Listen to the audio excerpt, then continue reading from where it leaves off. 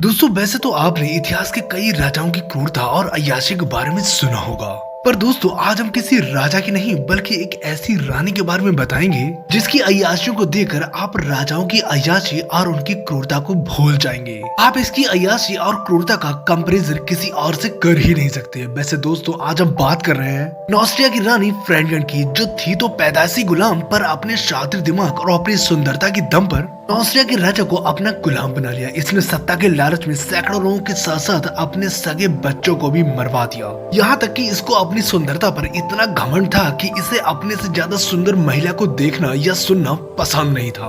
पर हद तो तब हो गई जब इसकी बेटी, जो सुंदरता में इससे भी ज्यादा थी, ये उसे देख जलने लगी। पर नॉर्मली एक माँ के लिए ये बड़े गर्व की बात होती है, पर फ्रेडगन को अपनी ही बेटी की सुंदरता से इतनी ज्यादा जलन हुई कि वो उसे मरवाने को उतारू हो गई। पर इसकी बेटी रीगन, जिसकी किस्मत अच्छी थी, जो बच गई, पर बाकी की जिंदगी उसने अपाहिजों की तरह बिताई। दोस्तों ये बात है 6वीं शताब्दी की, जब नॉस्ट्रिया के राजा चिलपेरिक अपनी पत्नी ओडोवेरा की सेवा के लिए एक दासी को काम पर लगाते हैं। पर ये दासी ओडोवेरा के बजाय चिलपेरिक की सेवा में ज्यादा लगी रहती थी। दोस्तों ये कोई और नहीं फ्रेडगन थी, जिसने अपने मनमोहक अदाओं और चालाक दिमाग से राजा चिलपेरिक को अपना दीवाना बना दिया। राजा धीरे धीरे उसकी सारी बातें मानने लगता है। इधर चिलपेरिक की बीवी अचानक रहस्यमय तरीके से उसकी मौत हो जाती है। इतिहासकारों का कहना है कि इसमें फ्रेडगन का ही हाथ था, और पत्नी की मौत के तुरंत बाद चिलपेरिक ने फ्रेडगन से शादी कर ली। अब फ्रेडगन कोई दासी नहीं बल्कि अब एक रानी बन चुकी थी। अब उसकी ताकत और बढ़ चुकी थी। उसने राजा चिलपेरिक के मंत्रियों और सेनापति के साथ शारीरिक संबंध बनाना शुरू कर दिए ताकि उसकी पकड़ और मजबूत हो सके। और शादी से पहले जिन लोगों ने राजा को समझाया था कि फ्रेडगन से शादी ना करे, उनकी रहस्यमय तरीके से एक एक कर मौत होने लगी।